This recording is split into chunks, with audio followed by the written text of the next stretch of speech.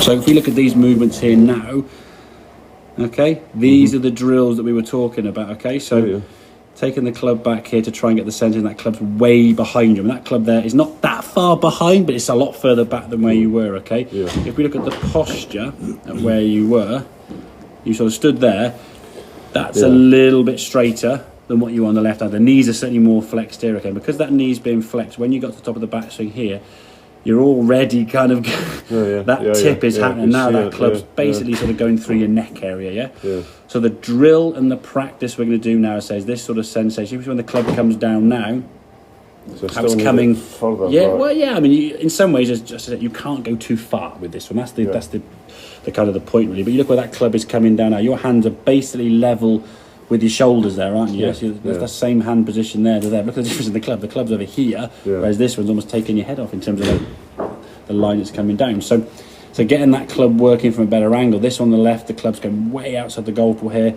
You're either going to start it way left or you shank it off to the right, okay? So the club now is the feeling, as we said, it's all about feel, because it's not reality. When you put the golf club in the way with the golf ball and you put full speed to it, that body's going to be on. I mean, your right shoulder's not even moving at all there, really, is it? Just sort of the arms just falling down, bringing that golf club back in, okay? So you do that sort of 3 or 4 times. Lift the club, do your twist, and you sort of jiggy. Now I came in and sort of squared your shoulders up. You watch this. So I've squared your shoulders to fit them way to the right there. But in reality, those shoulders, I can just about see your left arm. Your shoulders aren't way to the right, are they? No. I mean, you're not aiming over where you feel as though they're aiming, and that's the thing. It's real and feel are always the big issues. So as you go back now, the takeaway now, the club now is further behind you slightly, okay? Yeah. When you're coming back down into impact, we said that club's away from your neck area. It's moved a little bit further away. Now, has it moved a lot? Not really. But again, that's 10 swings, So if we can move it that far in 10 swings, not saying 20 would be this and 30, it's going to start moving this way. So when the club comes in the golf ball now, that club shaft's not as far out of the line. It's going to be still slightly out of the line, which is why the ball started a bit left. Had a bit of a fade, which is fine. But it's not, I mean, your club's over here somewhere. That club's on top of the golf ball. So it's a playable over the top movement to a point. And it will start moving gradually more underneath, as we said, but that's where the practice comes in of doing that drill. Because you then swing through the target, the ball now is going to start, say, just left a target there with a bit of fade, whereas this one here now, that club's have to be wide open. That ball wants to start very, very low on the screen there. Just a bottom thin. And that was the swing where you said, I swung too fast. Swing didn't change at all, really. Maybe, if anything, maybe slow, I don't know, but it wouldn't have been a faster swing. But the impression or the feel, which we come back to, is that because you hit the top of the goal and sort of basically deflected the ball, it feels faster. Because it feels faster, you then try and slow it down. Well, slowing down is not really the fix, to be fair. We're going to make the sensation of the swing feeling slower by doing it better. And that's the thing. So when people say, I hit the perfect shot, it feels like I've hardly hit it. Well, because you're not hitting it, you're swinging it, If I said move this table, we have to put a lot of effort to push this table. If I said swap this fly, it'd just be a flick of the wrist, And it's that kind of sensation. So getting the shoulders, I say, in that kind of what feel to you, quite exaggerated position.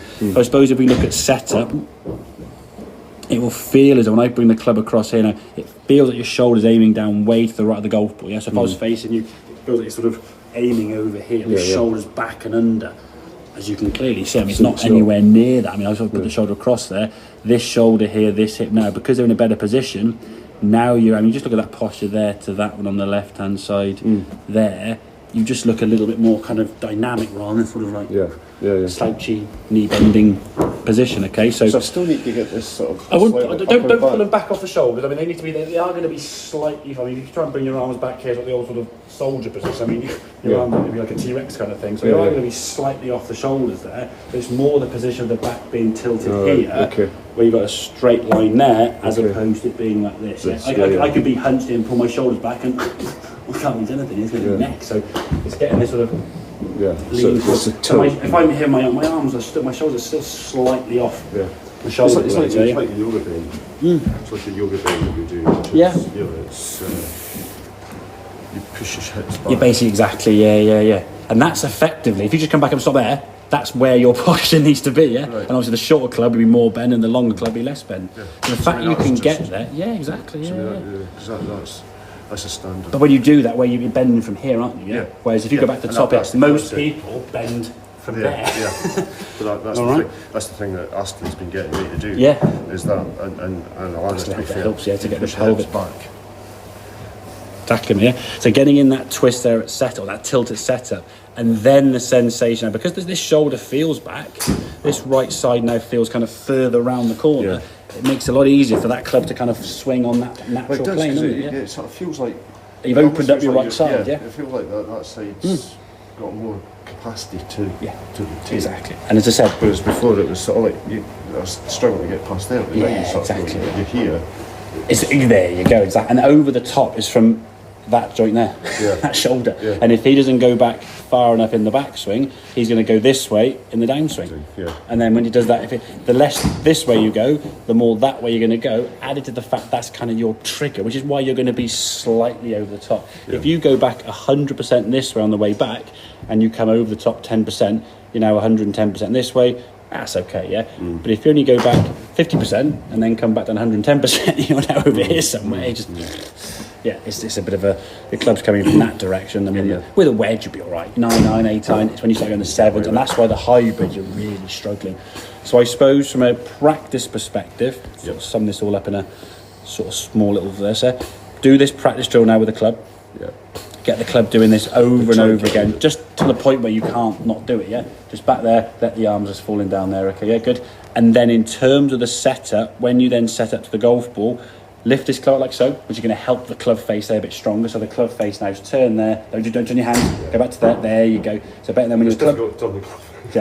Yeah. Yeah, you always need There you to go. And then from there, to square the club face up, you move around that way a little bit. There you go. That's a good. That's obviously gone a bit too far to be fair, but you can see the movement we were making there. So you're looking at Yeah, I mean, if we say, I said, if you hold the club there a second, that's 12 o'clock. Yeah. Go to 11 o'clock, yeah? If you still get left to right spin over a long, big sample of shots, don't do it on one shot. If you get, say, 10 or 15 shots, go to 10:30, go to 10. Just make sure you start seeing a ball curve right to left. That's all you got to do. Yeah. Once you see the ball there, Bob, curving more that way, it's going to make sense for you to have your hands to come back in the golf ball and lead the golf club. Whereas at the moment now, you've got to try and square the club face up with this shoulder. And that's the problem, yeah? The way you square the club face up is always going to be a slightly manipulated way. I get it. Okay, mate? Yeah, Good I stuff. get Very good.